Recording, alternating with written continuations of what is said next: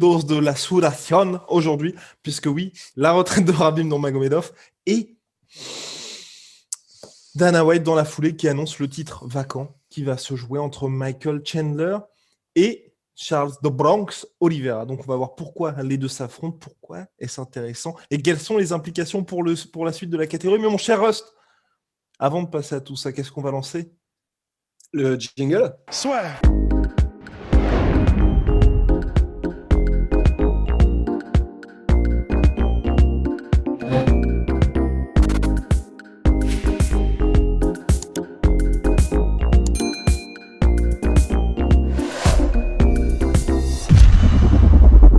Ce qui est très intéressant, et là, Rust, vous savez, on le dit à chaque fois, l'UFC est un sport, mais c'est aussi un business. Exactement. Et donc là, pour le coup, Charles de Bronx Oliveira a réussi un véritable coup de maître. Parce que souvenez-vous, il y a quelques mois, l'UFC avait proposé à Charles Oliveira un combat contre Michael Chandler à l'UFC 258. Mais Charles Oliveira avait refusé. Pourquoi? Parce qu'il a dit, moi, mon prochain combat, je le fais seulement pour la ceinture. Et donc Charles Oliveira, qui est brésilien, qui ne parle pas anglais, 8 victoires consécutives, mais qui n'est pas du tout le mec le plus bankable de la catégorie, là, il va faire ce combat-là, mais pour la ceinture, en main event de l'UFC 262, le 15 mai prochain. Et là, je vous... Parfait. Masterclass du manager de Charles de Bronx Oliveira. Ouais, vraiment masterclass parce que c'est vrai que même si c'est fou parce qu'il a donc il a 8 victoires consécutives, c'est ça? Yes, sir. Et il a le plus grand nombre, si je ne m'abuse, aussi de finish à l'UFC. Yes. Parce que soumission, c'est sûr. Soumission, c'est sûr. Finish, je pense que ça se partage avec peut-être notre cher Donald Cowboy Cerrone. Mon cher Rust, je vous propose de poursuivre votre explicatif. Oui, pendant que tu vas regarder, oui, parce que... Ok, et tu vas me dire si j'ai bien retenu ou pas, parce qu'il me semble qu'il est à 16 finish et que Cowboy Cerrone n'est qu'à 14. Mais effectivement, c'est vrai que c'est une masterclass de la part du manager, parce que, en fait, comme on le dit souvent, c'est un sport, c'est un business, et le fait que Charles Oliveira, de toute façon, si vous êtes fan de MMA, forcément, vous pouvez qu'aimer Charles Oliveira parce que c'est un gars qui va au finish tout le temps, qui est extrêmement divertissant dans sa manière de combattre. En plus de ça, il a accroché maintenant des énormes noms à son palmarès parce que, on le rappelle, il a quand même battu Tony Ferguson dans son dernier combat et avec la manière, vraiment avec la manière. Il y a des moments où il était à 2 doigts de le soumettre. Enfin, est-ce que c'est possible de soumettre Tony Ferguson? On ne sait pas parce qu'on ne sait pas trop en quel matériau il est fait. Mais en tout cas, c'est un favori des fans en fait. Mais malgré tout ça, malgré ses records, malgré qui il a battu et la manière dont il combat, ça reste effectivement, de par le fait qu'il ne parle pas anglais et de par le fait que sa personnalité ne le rend pas médiatiquement important, en fait, l'UFC regarde ça aussi. C'est pour ça que Max Holloway, il a mis énormément de temps à avoir son title shot. Tony Ferguson, pareil. C'est qu'ils n'avaient pas cette résonance médiatique qui fait que pour l'UFC, c'est des énormes scores assurés au niveau des audiences. Donc, je ne sais pas quelles ont été les discussions avec le manager de Charles Oliveira, parce qu'on est d'accord, sportivement, il est indéniable. Et on aurait été les premiers à dire il n'y a aucun doute sur le fait qu'il faut que ce soit lui qui ait le title shot. On est absolument d'accord. Mais du point de vue de l'UFC, probablement qu'il cherchait toutes les manières possibles de mettre soit Conor, soit Dustin, même si on est d'accord. Hein. Conor ne le mérite absolument pas. Dustin le mériterait, mais du coup, Dustin, il est plutôt en mode moi, je veux milquer, donc je veux Conor. Mais en tout cas, on se retrouve tout coup avec Charles Oliveira, alors que du passif qu'on connaît des manœuvres de l'UFC, c'est probablement pas ce qu'il voulait, quoi. Et donc, mon cher Ross, oui, Charles Oliveira, 16 finitions, le record égalé de Donald Cerrone qui est aussi à 16. Mais par contre, ce qui est le plus impressionnant pour Charles Oliveira, mon cher Ross, c'est qu'il a le plus haut pourcentage de finition à l'UFC en cas de victoire, 93,75%, 14 soumissions. 14 victoires par soumission, le plus grand chiffre dans toute l'histoire de l'UFC. Et mon cher Ross, j'ai envie de finir aussi par... non, on poursuit. Alors, pour la question, donc tout simplement, on va regarder les rankings pour se poser la question de pourquoi est-ce que ces deux hommes s'affrontent pour le titre. Alors, ce qui est simple, c'est, vous regardez les classements, et Dustin Poirier est numéro 1, mais qui veut affronter Conor McGregor. Avec la défaite de Conor McGregor, c'est très compliqué de faire ça pour le titre. Donc, il y aura la revanche qui est ciblée pour le 10 juillet prochain, donc Conor numéro 6, selon toute vraisemblance, et c'est là que c'est magnifique pour Conor McGregor, McGregor, les deux s'affrontent pour le prochain title shot. Donc Conor McGregor, avec une défaite sur son dernier combat, un bilan de 1-2 dans la catégorie lightweight, et tu as un combat du title shot. Parfait. Voilà, en fait, ce qui est bien, c'est qu'au moins ça amène de l'eau à notre moulin par rapport à ce qu'on vient de dire il y a quelques secondes. En fait, c'est peu importe victoire ou défaite, si vous êtes quelqu'un qui ramène du public et de l'argent, vous aurez votre title shot plus vite que tout le monde. On peut aussi penser à comment s'appelle-t-il, Nick Diaz par exemple, qui était un favori des fans, qui a eu son title shot après sa défaite contre Carlos Condit pourtant. Exactement, face à Georges Saint-Pierre. Numéro 2, Justin Gaethje. Donc Justin Gaethje, il y avait des discussions, on n'avait pas fait de podcast là-dessus parce que justement, ça risquait de bouger très vite. Des discussions pour un combat contre Michael Chandler, mais c'était avant que Khabib ne prenne sa retraite. Et comme il reste sur une défaite, Justin Gaethje est plus ou moins officiellement écarté de la course au titre pour le moment. Donc du coup, numéro 2, Justin Gaethje, pouf, on l'enlève. Numéro 3, Charles Oliveira. On en a parlé, 8 victoires consécutives, un paquet de records, dernière victoire face à Tony Ferguson. Ding! Et en plus, comme c'est pas une star, pas compliqué non plus de négocier avec lui, on va dire financièrement. Donc vous avez déjà votre premier acte pour le title shot. Et là, vous regardez numéro 4, oh, Michael Chandler. Michael Chandler, qui, ancien champion du Bellator, a brillamment réussi son entrée à l'UFC en s'imposant par TKO au premier round contre Dan Hooker. Donc voilà, vous avez le numéro 3 contre le numéro 4 qui s'affrontent. Oui, j'en conviens et j'en suis d'accord avec vous.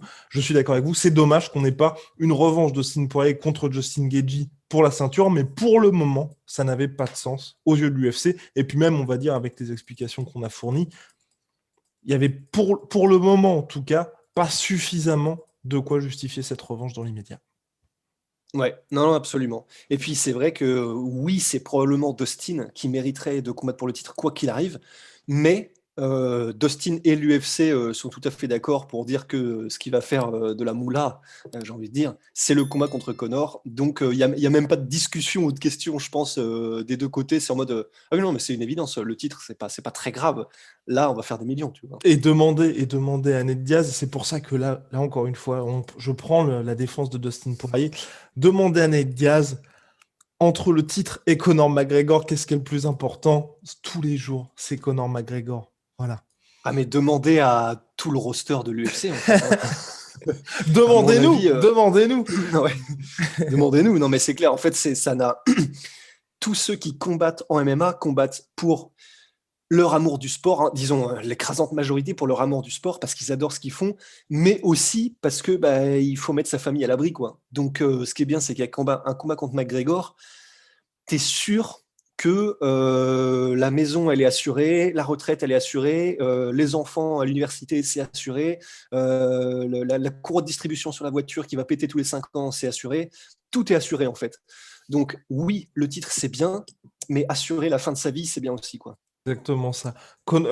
Fernand Lopez en parlait dans des images captées par Rust quand il disait à Cyril, là maintenant on va chercher la maison, vous affrontez Conor McGregor, vous allez chercher le quartier carrément. Donc évidemment pour Dustin Poirier, ça se comprend ça se comprend parfaitement. Alors maintenant, on va passer un petit peu au côté sportif parce que je pense que vous êtes là aussi pour ça. Qu'est-ce que va donner ce duel entre Charles Oliveira et Michael Chandler? Pour ma part, en tout cas, moi, je suis particulièrement intéressé, même si je mets ce combat un petit peu en faveur légèrement de Charles Oliveira. Je mets ça en faveur de Charles Oliveira. Parce que, ah oui, alors je vais vous expliquer pourquoi, mon cher Russ. Parce que pour moi, Michael Chandler, tu vois, il a une bonne lutte, il a un bras arrière absolument monstrueux. Mais c'est vrai qu'au-delà de ça, tu vois, c'est pas quelqu'un qui va énormément varier, tout simplement. Et je pense que Charles Oliveira, tu vois, qui est quand même assez intelligent, il va réussir à surpasser ça. Et je pense, en tout cas, moi je pense pour ma part, que le combat va pas vraiment se disputer au sol. Parce que je pense que Charles Oliveira sait que ça va être un petit peu galère d'amener Michael Chandler, qui risque de s'exposer, mine de rien, aux bombes de Michael Chandler aussi. Michael Chandler non plus, je pense, ne va pas avoir envie d'aller au sol. Mais je pense par contre que debout, à mon avis, Charles Oliveira a clairement quelque chose à faire face à Michael Chandler. Et je pense qu'à mon avis, je ne vais pas dire le Michael Chandler limité qu'on a vu, mais tu vois, qui est très unidimensionnel. Waouh! Dans son approche au cours des dernières années de sa carrière, je pense que là, ça va lui jouer des tours face à Charles Oliveira. Et je n'exclus pas que notre cher Michael Chandler se fasse soit prendre en contre, ou soit se fasse mettre en difficulté après, tu vois, une ou deux grossières tentatives de bras arrière. C'est vrai que c'est intéressant parce que tu vois, je sais pas à quel point je suis influencé par la dernière performance de Michael Chandler. C'est sûr qu'elle influence, mais parce que pour moi, en fait, c'est clair que sur sa fin de, entre guillemets, sur la manière dont il était avant d'aller à l'UFC, en fait, on pouvait se dire, il va être un petit peu juste pour les plus gros calibres de l'UFC. Mais déjà, sa performance a été exceptionnelle contre Dan Hooker, même si Dan Hooker a aussi un petit peu merdé, on n'a pas trop compris. Mais sa performance, il avait une présence dans la cage, il était ultra rapide et ultra, ultra affûté, et c'était impressionnant. Du coup, on peut même presque se demander si le fait de passer à l'UFC, comment dire, été un interrupteur chez lui pour passer au niveau supérieur. Et c'est largement possible, hein, parce que pour un combattant de savoir que en gros tu grenouilles dans un endroit où comment dire, les challenges sont pas vraiment les mêmes, tu sais que là où ça se passe vraiment, c'est de l'autre côté de la rivière et toi tu y es pas, donc bon tu t'entraînes, mais un petit peu comme Cro Cop, tu vois, quand il était venu à l'UFC, Cro Cop avait dit j'ai tellement perdu en motivation quand je suis passé du Pride à l'UFC à l'époque que du coup je m'entraînais beaucoup moins, j'y allais un peu à moitié. Eh ben, on peut absolument pas exclure le chemin inverse pour un gars comme Michael Chandler, tu vois, où tu sais quel est le niveau d'opposition au Bellator, tu passes à l'UFC et là, en gros, tu te transcendes. On peut imaginer ça. On ne sait pas. Pour l'instant, on n'a vu qu'un seul combat et que quelques minutes de Michael Chandler. Mais honnêtement, je ne l'exclus pas. Et si c'est le cas, je suis vraiment très intéressé parce que pour le coup, si vraiment c'est devenu ce Michael Chandler 3.0, en lutte, il a quand même un énorme pédigré et je suis d'accord, je vois mal Charles Oliveira réussir à vraiment imposer ses mises au sol. Il peut entre guillemets, tirer la garde, pull guard, c'est-à-dire soit vraiment faire une, comme je sais même pas, pull guard, c'est-à-dire se jeter sur l'adversaire et un petit peu et essayer de l'amener au sol directement, ou en tout cas faire peut-être des Imanari rolls pour essayer de faire des Ryan Hall ou des trucs comme ça. C'est-à-dire ce que je veux dire par là, ce sont des mises au sol détournées, mais en lutte pure, je vois très mal Oliveira réussir à surprendre un mec qui est aussi bon en lutte et surtout aussi explosif. Et debout, ça va dépendre un petit peu du Michael Chandler qu'on aura. Mais personnellement, même si Oliveira a fait des progrès de ouf et qu'il est vraiment, vraiment très, très chaud debout maintenant, je pense que la rapidité et la puissance de Chandler, l'explosivité, stylistiquement, ça peut vraiment mal tourner, je pense, pour Oliveira. Même si jamais le combat dure, là, par contre, ça peut C'est ça, en s'équilibrer. fait. Moi, j'ai peur que Charles Oliveira, tu vois, te le découpe round après round. Parce que notamment en kicking game, je pense que les jambes de Michael Chandler, son corps aussi, je pense qu'au niveau du body, il va prendre pas mal cher au niveau des kicks. Enfin, c'est possible, mais d'un autre côté, je sais pas si, tu vois, il est super sharp et il est technique, tu vois, Oliveira. Ouais. Mais je sais pas s'il a la puissance nécessaire, même dans son arsenal, pour se faire respecter suffisamment dans les premières minutes, là où là je suis entièrement d'accord. Est surpuissant, tu vois. Et du coup, c'est ça, mettons qu'ils mettent en place un système de kick, vraiment tout un game plan à base de low kick, de middle, de type, de ce que tu veux. Quoique type, ça pourrait être une bonne idée, mais ou front kick plus d'ailleurs, avec Chandler qui se penche vers l'avant et tout.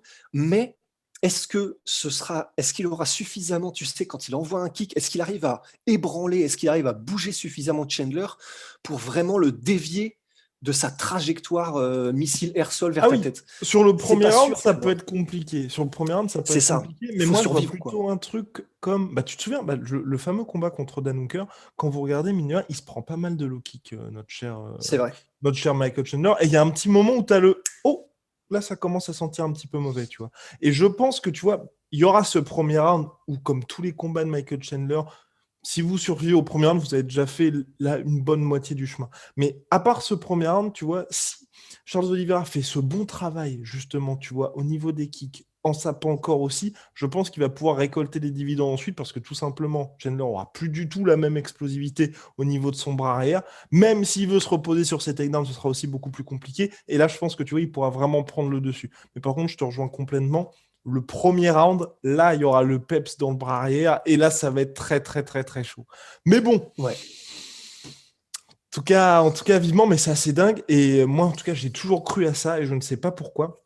Avec Williamson, on avait eu quelques petits désaccords sur la question, parce que pour lui, c'était une stratégie de l'UFC. Pour moi, c'était vraiment l'UFC banqué sur Michael Chandler. Et là, ça se confirme une nouvelle fois. Je ne sais pas pourquoi, mais l'UFC croit vraiment en Michael Chandler. Ils veulent vraiment le pousser.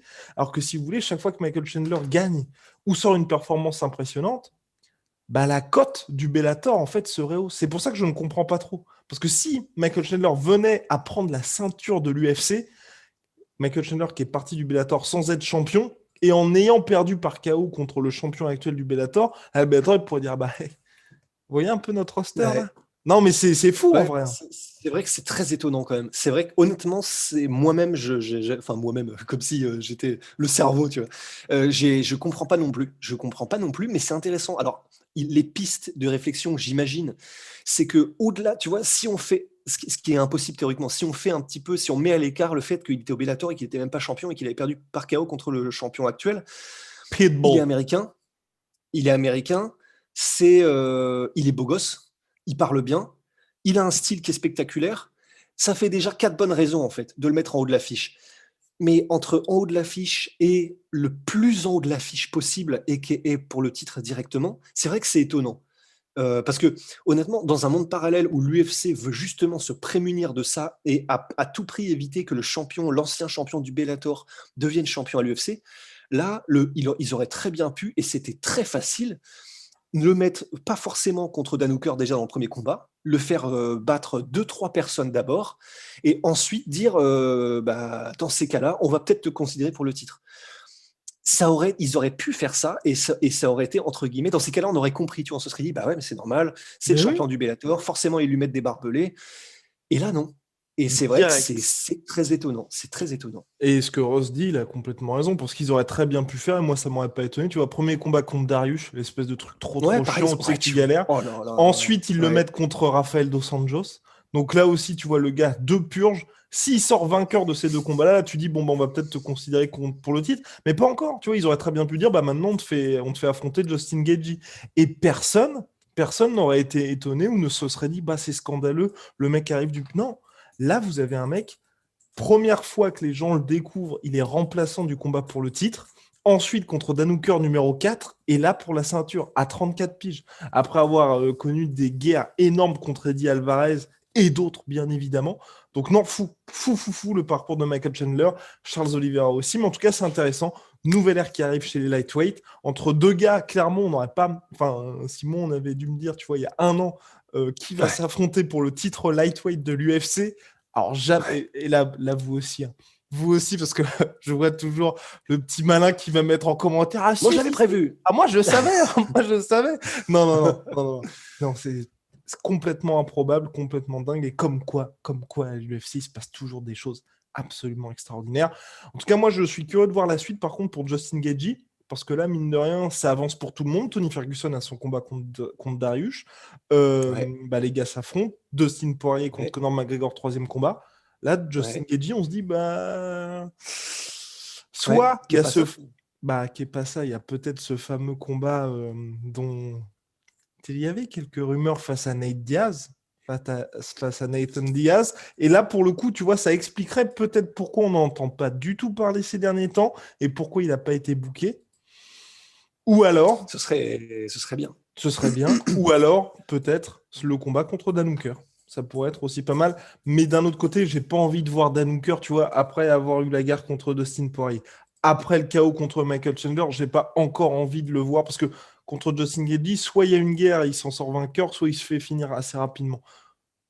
Dans tous les cas, moi, j'ai envie que Dan Hooker, tu vois, il prenne une petite pause bien méritée, il soit avec sa famille et quand il revienne, tu vois, il lui offre il lui propose quelqu'un d'abordable pour lui, tu vois. Ouais, non, je suis d'accord. Je suis d'accord. Non, Dan Hooker, ça suffit. Il faut arrêter de le faire passer par l'enfer et aller-retour, tu vois.